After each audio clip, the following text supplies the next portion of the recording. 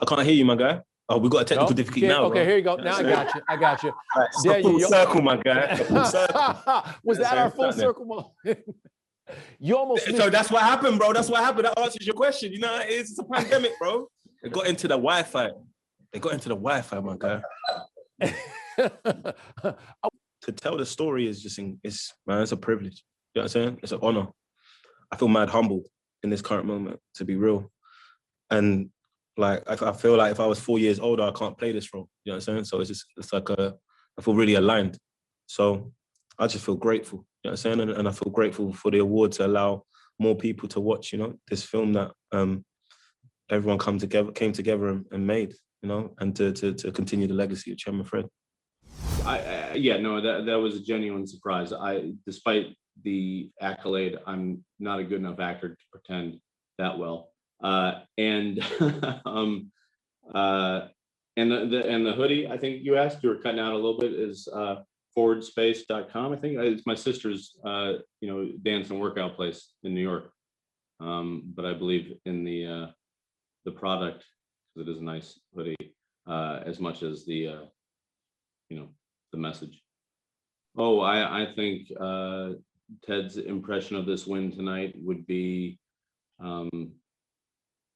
that it was a little too singular for his tastes, but it's still it's nice that the show garnered any attention through its nomination for the show and for the acting thing, but we're on to the next one. Hey, that's just Kansas City love. If anybody's gonna tell me to wrap it up, he knew I'd listen to him. That's all that is. A lot of people don't know that he's an excellent stage manager as well as an American acting icon.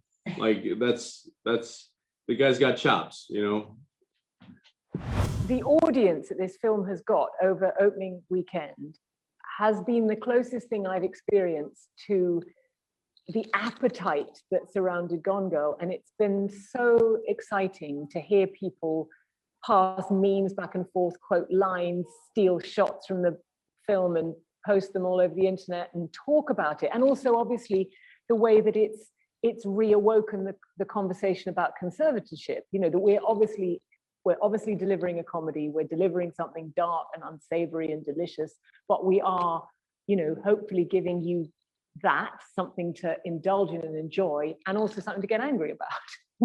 I think we deliver two punches really with this, and it's an important conversation. But it's amazing that even in these lockdown times, the way that the audience has felt connected through conversation has been about as close as you could hope for outside of a cinema. It's been quite extraordinary, actually.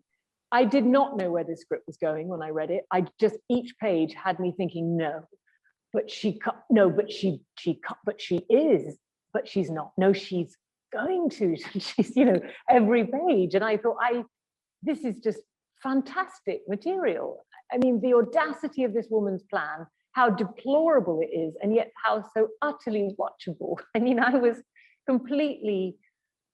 just thought this is the most fantastic character I've read in ages. And then, yes, when Jay Blakeson told me that Diane Wiest had signed on to play Jennifer Peterson, I couldn't believe it.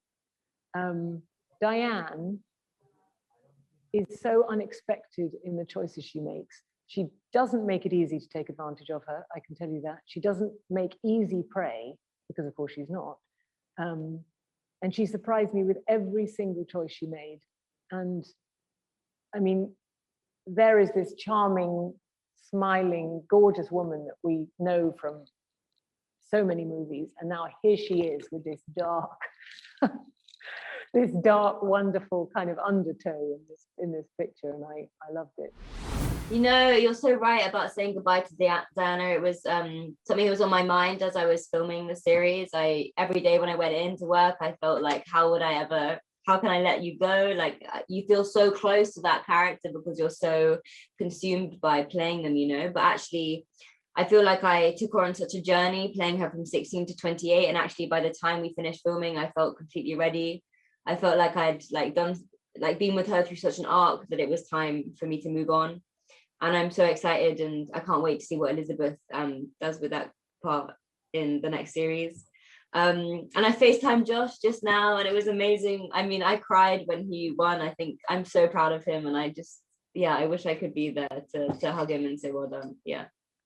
With The Crown and Peter's version of The Crown, it is so fictional, and it feels so removed from, you know, the actual royal family.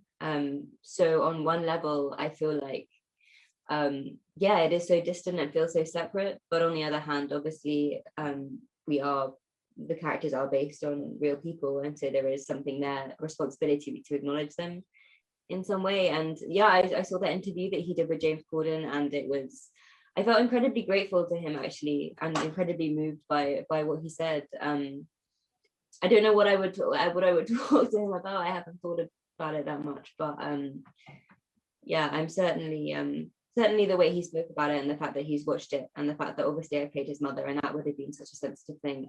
I was very moved by the fact that he acknowledged it. Yeah. Most definitely it does. I mean, as the last one up in the series, it got a little, I was sweating a little bit, hoping to not be the only one who didn't end up, taking home the trophy. And so it's incredible. I think it's an amazingly strong season, and I think everybody was on their absolutely their highest form, and so it was really really wonderful to be a part of that. Well, I feel like they really handled the question really well, which is they listened. As you know, the HFPA is an organization of 80 some people, maybe 90 people, from foreign magazines all around the world. And, the world is growing and changing, and, there's a real awakening, and we're all getting better instead of worse. So it sounds like the HFPA is, open to change, and that's exciting. It's fantastic. I mean, it's wonderful recognition for me, and particularly for our incredibly hardworking crew. These are people who really risked their personal safety. They risked arrest. There were times where I had to wear a bulletproof vest because there were really dangerous situations. And we were the first movie going out shooting during COVID, but we felt we had to make this movie because of the dangers of Trump and Trumpism and the upcoming election. And amazingly, we managed to pull it off, even with coronavirus. I would like to think the fact that I grew up in a very supportive family, and I really understand the value of teamwork. It's a team that makes a film. It's a team that supports you. So I think my love of the teams that I work with probably comes from there. But I think the thing that makes me the happiest is that I love what I do more and more with each project. And I was concerned at a certain point that love would go away, and it really hasn't. So I'm very grateful to still be as passionate as I am about what I love to do. How much fun it is to punctuate a feeling by moving a piece. It's really fun. Thomas Brodie Sangster and I did that with each other a lot. We played very sassy chess, and I didn't realize I needed sassy chess in my life, but I do. It was really amazing for me just to be nominated. It was like just a whole other shift in my life. It changed things definitely. So it was incredible. And so it was, I was just like so excited and so grateful. It made me just think of my cast. It made me think of Lee Daniels. Oh my God. It made me think of, my whole team that supported me, my family who are with me through this, Hulu, and just the production, everybody. I was just so grateful. They made that space for me to give that performance, Yes, there were bad habits, but the thing that I take from Billy more than anything is the strength of a Black woman. There is, to me, it's one of the things I'm so grateful for this win, but but to know that the last person who won this award was Whoopi Goldberg in The Color Purple is so not representative of how many Black women's stories have been told sensationally and need to be told, and the amazing, talented actresses who do this. And so, someone would say to me when we were on set, they say, don't worry, you'll never have to go through this again. There's not that meaty roles for Black women. And I go, who the hell else has meatier roles and meatier stories than Black women? So I take that strength. This woman shouldered all of this on her own. She is the godmother of civil rights, and I take that strength with me. Sometimes a first feels like a long time coming, isn't it? You feel like it's about time, and I'm sure I don't know. I'm sure there's many other before me that deserve the same recognition.